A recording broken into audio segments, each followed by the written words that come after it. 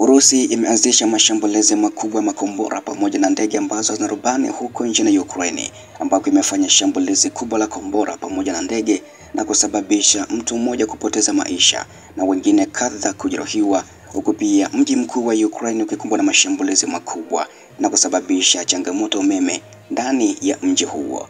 Licha pia ya kushambulia mji mkuu wa Ukraine, Urusi imeshambulia miji mingine au mikoa mingine huko nchini Ukraine, ikitajwa kuwa hili pia ni moja ya shambulizi kubwa katika mwezi huu na katika siku ya leo, hasa masaa ya usiku kwa mkia siku ya leo, ambako kwa huko ilikuwa ni majira asubuhi. Hivyo basi karibu sana katika undani wa taarifa hii, na kusihi ya kwamba unaweza kubonyeza neno subscribe kama bado hujafanya hivyo.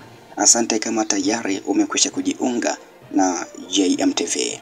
Urusi imeanzisha mashambulizi makubwa ya ndege zisizo na rubani na kombora dhidi ya Ukraine usiku wa kuamkia tarehe 10 mwezi wa 10 na kusababisha mvulana mwenye umri wa miaka 7 kupoteza maisha huko mkoani Zaporizhzhia na kujeruhi wengine takribani watatu huko mkoani Zaporizhzhia na 9 katika mji mkuu wa Ukraine maarufu kama Kyiv, huku ikiacha sehemu za mji mkuu wa Ukraine bila nguvu ya umeme. Milipuko mikubwa na makombora ya balistiki imeripotiwa na waandishi wa habari wa Kyiv Independent kutokea huko nchini Ukraine waliokuwa katika eneo la tukio, na takribani ikiwa ni majira ya saa 2:30 asubuhi kwa saa za huko, wakati Urusi ilipotekeleza shambulizi katika mji mkuu wa Ukraine maarufu kama Kyiv, na milipuko ya ziada iliweza kuripotiwa mwendo wa saa 3:30 asubuhi kwa saa za huko. Kutokana na milipuko ambayo imetokea hivi punde, shambulio la kombora la balistiki linaendelea, makombora moja baada ya jingine. Ulinzi wa angani unaendelea. Mkuu wa utawala wa kijeshi wa jiji la Kyiv anayefahamika kama Tymur Tkachenko ameripoti hivyo majira ya saa 2:41 asubuhi, akithibitisha ripoti za makombora ya balistiki ya Urusi kushambulia nchini humo.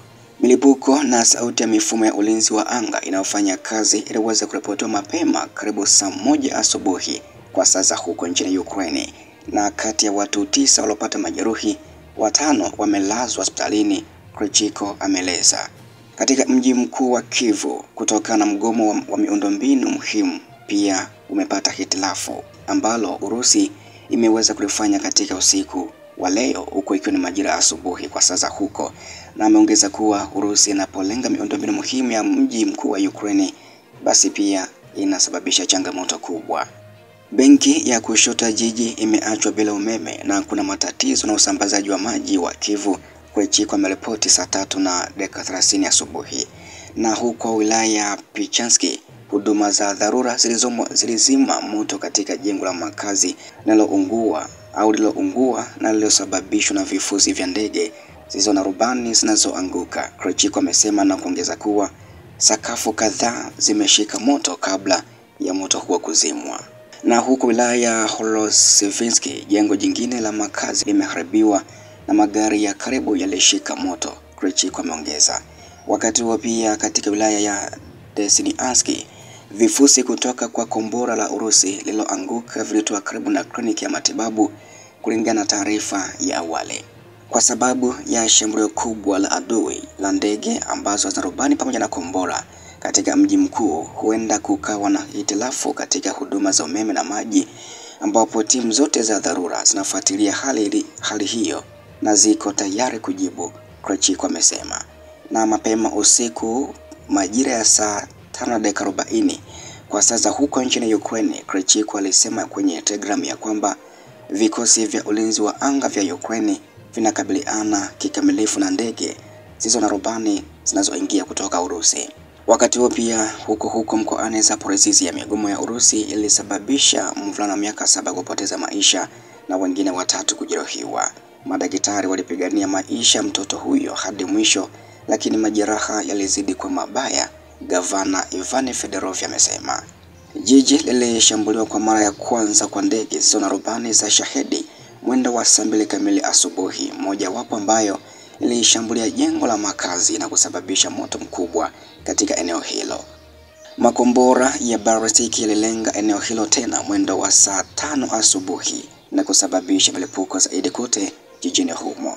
Fedorov ameandika, madirisha yalivunjwa, paa zilipasuka na nyumba kadhaa ziliachwa bila kukaliwa. Maafisa wa eneo hilo walionya kwamba kazi ya kurejesha inaweza kuchukua siku kadhaa, kwani njia za matumizi na sehemu za mifumo wa joto pia zimeharibiwa kabisa. Huduma za dharura zimetumwa kwenye tovuti ama eneo husika la mashambulizi, na kiwango kamili cha uharibifu na majeruhi huko bado kinachunguzwa. Urusi pia imekuwa ikimiliki sehemu ya mkoa wa Zaporizhzhia tangu ilipoanzisha uvamizi kamili 2022 na kusababisha maeneo mengine katika eneo hilo kukumbwa na mashambulizi angani na mizinga ya kila siku. Wizara ya nishati hapo awali ilibaini ya kuwa Urusi ilikuwa ikianzisha mgomo mkubwa dhidi ya miundombinu muhimu ya nishati huko Ukraine. Punde tu hali ya usalama itakaporuhusu, wafanyakazi wa nishati wataanza kutathmini matokeo na kazi ya kurejesha. Waziri wa nishati anayefahamika kama Svitlana Herchuk amesema. Katika wiki za hivi karibuni pia Urusi imeongeza mgomo wake dhidi ya miundombinu ya nishati ya raia na nishati ya Ukraine kabla msimu wa baridi kali nchini humo. Mashambulizi ya Urusi dhidi ya miundombinu ya nishati yameharibu zaidi ya nusu ya uwezo wa uzalishaji wa gesi asilia nchini Ukraine kabla ya majira baridi kali, Bloomberg imeripoti Oktoba 9 ikinukuu vyanzo ambavyo haikuweza kuweka wazi kuhusu taarifa hiyo. Na hichi ndicho ambacho pia kimeweza kuripotiwa muda mchache ambao umekwisha kupita kuhusu Urusi kuzindua mashambulizi mengine makubwa katika nishati huko nchini Ukraine, ambapo imesababisha mtu mmoja kupoteza maisha akiwa ni mtoto mwenye umri wa miaka 7 na wengine 12 kujeruhiwa, na inasadika kwamba pia idadi hiyo ya majeruhi au maafa huenda ikaongezeka zaidi, kwani pia bado timu za uokoaji zinaendelea kuangalia ama kuchunguza katika sehemu ambayo zimekumbwa na mashambulizi ya Urusi. Na hichi pia kimekuwa kikiripotiwa mara kwa mara kuhusu Urusi kuendeleza mashambulizi yake, na ikumbukwe kwamba pia hapo awali au hasa mwaka huu baada ya Donald Trump kuingia madarakani alidokeza kwamba ataweza kuimaliza vita hii na kuzuia maafa hayo ambayo pia yanazidi kuripotiwa, lakini mpaka sasa bado imekuwa changamoto kubwa mno kuisuluhisha ama kuimaliza vita hii. Na msemaji wa Kremlin Bwana Dmitry Peskov Alhamisi ya jana alisema kwamba kama tayari anaona kabisa mazungumzo ya Urusi na Marekani kumaliza vita nchini Ukraine yamekwama ama yamesimama kutokana pia na ugumu wa kila rais kukubali vigezo vya pande husika. Kwa hiyo basi hichi ndicho ambacho kinazidi kutokea huko Urusi na Ukraine, ambako raia bado wanapoteza maisha zaidi, hasa pia kutokana na mashambulizi ya pande zote mbili, ambako Ukraine nayo inafanya mashambulizi mno katika mikoa jirani, hasa huko Belgorod pamoja na Kursk, mikoa jirani ya Bryansk ya Urusi.